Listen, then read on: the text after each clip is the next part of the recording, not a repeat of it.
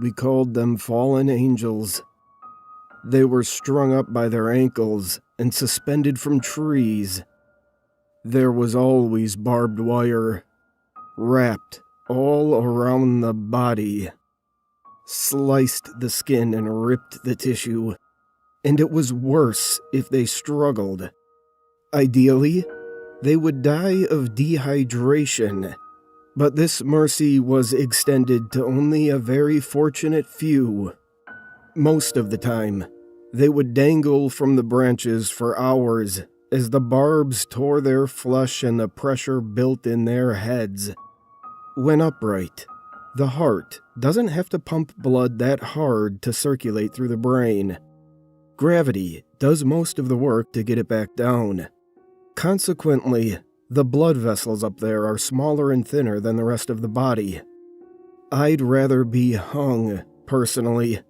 I would much prefer the struggle for breath and kicking the air and the white-hot agony of my vertebrae coming apart than waiting for the blood to pool in my head, clot, and eventually burst the veins and feel the warm, sticky liquid drop out of my eyes, nose, mouth, and ears. A noose would be kinder, and suffocation gentler. There's something in there, my brother would tell me from the porch, pointing his cigarette toward the trees. It watches people, then strings up the ones it doesn't like. As paranoid as he was, I agreed with him. He spent a lot of time on that porch. I don't let him smoke in the house. He sat out there, cigarette in one hand, gun in the other, just watching the woods and waiting for something to come out. One night, I heard him yelling, frantically trying to get my attention. Gunshot after gunshot exploded through the air and intermingled with his crazed screaming. I ran out onto the porch to find my brother in a panic that was slowly turning to rage. Guns don't do shit. I saw them. Their eyes were just peering out from the trees, fucking watching me. They almost glowed. He emphatically pointed to the woods behind our house, trying to show me the eyes that weren't there. That's no reason to wake up the whole neighborhood. My brother had this habit of keeping his cigarette between his teeth when he talked. It didn't matter how important what he said was. I could only see the glowing end of the cigarette bobbing up and down as the words fell out. It was goddamn infuriating. And it was one of those trivial things that finds its way under your skin and stays there, tapping at the inside of your skull. I had expressed my displeasure several times, but he didn't seem to care much. I must have been giving him a look this time, because he yanked the cigarette out of his mouth and let it limply dangle in his fingers. I will not be strung up in those woods. He spit his final words at me before stomping out his remaining half-cigarette and storming inside. I wasn't worried that the neighbors would call the police. They knew my brother, and they knew the woods. It was amazing, the things you could get away with in this town. Everybody here was afraid, but more than that, they were constantly on edge, as if their whole body seethed with anticipation. The paranoia that was ingrained into these people could only be born out of desperation. It seemed that they had tried everything. Guns, knives, brute force. Shit, one time somebody tried to light the whole forest on fire. The kids played in the street. Or, preferably, if they had friends from the next subdivision, in the backyards the next neighborhood over. When they grabbed their flashlights in the middle of the night, they would tell stories about the woods. They never talked about Bloody Mary or Slender Man. The real horror lived 10 feet behind their homes. I don't think anyone in that town had seen the creatures in the woods, but we all knew what they looked like. The descriptions were spread in passing whispers and hushed voices, out of fear that they were listening. All the children spoke softly but emphatically about their gray skin, 6-inch fingers, and hollow, infinite sockets carved deep into their skull. They seemed almost human, and maybe they once were.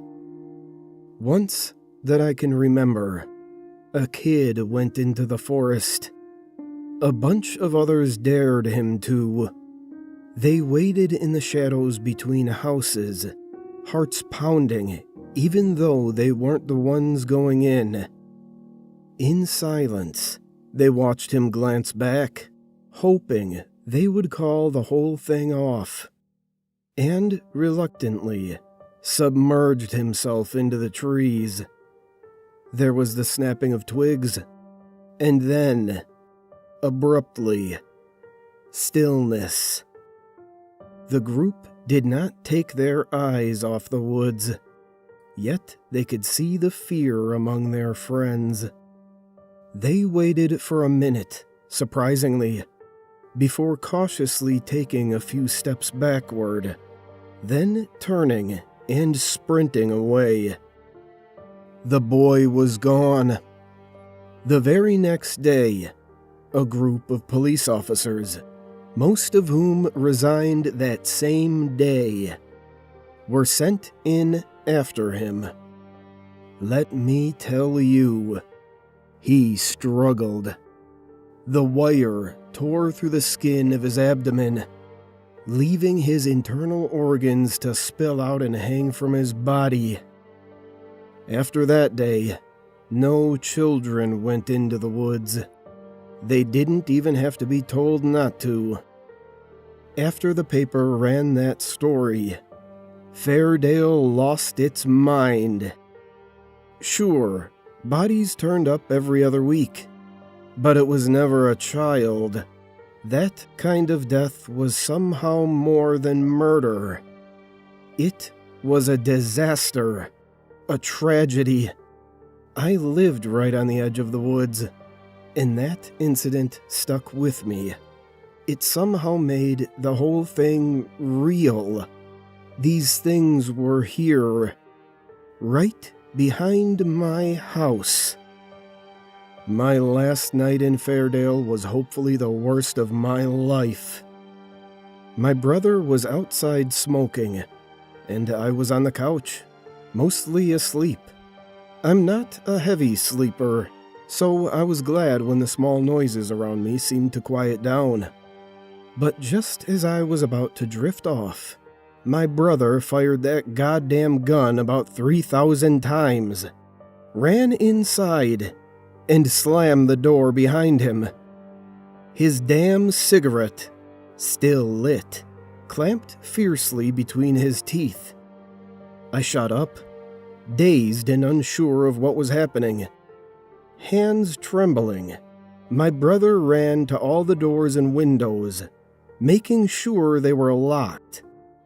What the hell, man? I rubbed my eyes, wishing that I was sleeping. He sat at the coffee table inches away from me, voice raspy and frightened. I saw them.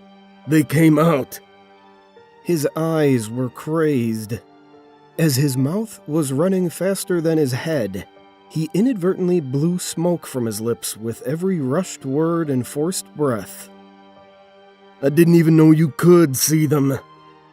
My mouth opened, but before I could speak, I heard something tapping on the sliding glass door. My jaw hung ajar, and my brother and I froze instinctively. It was too soft to be a knock, but too hard to be the wind. A moment later, it came again. They're coming to get me. My brother whispered.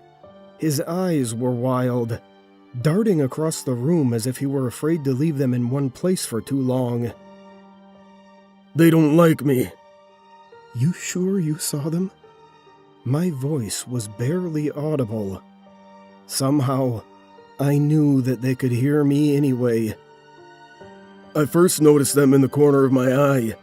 Just one at first, but more came. Tall. My God, were they tall. Until they started moving, I thought they were trees. Their arms hang at their sides and are as gangly as branches. What gave them away was the skin. Looked just like ash." While the sounds did not increase in volume, they came from new places. I heard them still from the door, but now they were also at the windows, sides of the house, and most disturbingly, the roof. "They don't have faces. I mean, they've got eyes, but not really. They've just got these holes." My brother made circles with his pointer finger and thumb and held them over his own eyes. "And the holes have this black shit coming out of them, just dripping down their heads. I think they could have been human if they wanted to be." My palms were clammy, and I broke out in a cold sweat.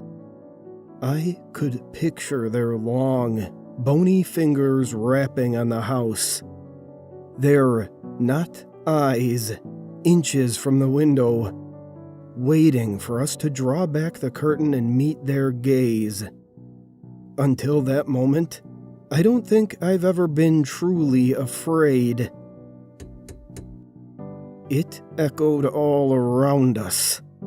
We knew we couldn't leave, and even if we called someone, what good would it do? I didn't think that anything could save us. Our only option was to wait and hope that we had not received a death sentence. I now could hear it coming from beneath the house. These things were everywhere. It scared me that they didn't just burst in, that they were waiting for something, and it scared me more that I didn't know what. I couldn't do anything but wait. This isn't how I wanted to die. My brother and I sat on the floor between the couch and the coffee table and hoped it would end. "What do you think they are?" I asked. We had all heard the stories, but these creatures had no name. They simply existed.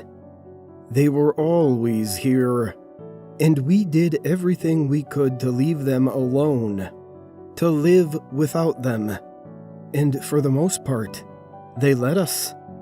They took some people, I supposed, to make an example. It was a constant reminder of the fear, and maybe it kept this town in line. My brother's head was bowed, and his eyes would not meet mine. He lit his fourth cigarette of the night, taking a long drag and holding it deep in his lungs before releasing it. With his eyes still fixed at the floor, he said the only words that have ever struck real fear into my core. "Jimmy, I think they're gods." I could only hear the tapping and feel them staring into me from all directions. Despite the emptiness of the house, we knew they were there, in some way, both inside and outside. I forced my eyes shut, and in the darkness, I was only able to picture their elongated limbs hanging at their sides, their shoulders hunched to fit under our low ceilings. God, I could feel the inky ooze dripping onto my hair. I refused to open my eyes, because if I did, they might have been there. If they remained closed, It was easier to pretend. My brother promised me that he would stay awake all night. He swore. Grabbing a pillow from the couch, he handed it to me and insisted that I slept. I agreed. I argued, but I was so tired. Eventually, I did fall asleep, albeit against my will. It had to be noon when I awoke. I was alone. I checked the whole house, and even mustered up the nerve to step onto the porch. But I was alone. Dead or alive, I had to find my brother. I went into the woods. I think that was the biggest screw-up of my entire life.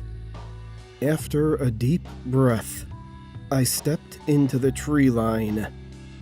The sun was high in the afternoon sky, but it was impossibly dark inside that forest, and even more unbelievably silent. I was the only thing that disturbed the stillness. I'll be honest here, and say that I didn't have a plan. I had no idea where to look for my brother, and I didn't know how I would react when I found him in the branches. When I stopped in a small clearing to look around, the blurs at the corner of my vision began to move. I knew what it was. I froze, and I think that even my heart stopped beating. Maybe they wouldn't see me. Maybe they'd leave. Maybe I was losing my mind. They got closer to me, close enough to see. If they didn't move, they could have been trees. But if they did, they were something that shouldn't have been allowed to exist. I shut my eyes and ran blindly through the forest, running into trees and scraping my arms on low-hanging branches. Miraculously, I made it out. I didn't stop running until I threw myself in my car. I sped down the highway and checked into a motel. Though it took me an extra hour to fall asleep that night, I kept the TV turned up, just in case they came tapping. I never saw my brother or Fairdale again. I am no genius, but I knew when to get the fuck out of that town. I moved to a new state, making sure I lived in the city, away from the woods. Even though years and miles have passed since that night, every so often, I hear the tapping again. With the knowledge that I can never escape my hometown, I am left with nothing else to do but wait until it's my turn and hope I dehydrate.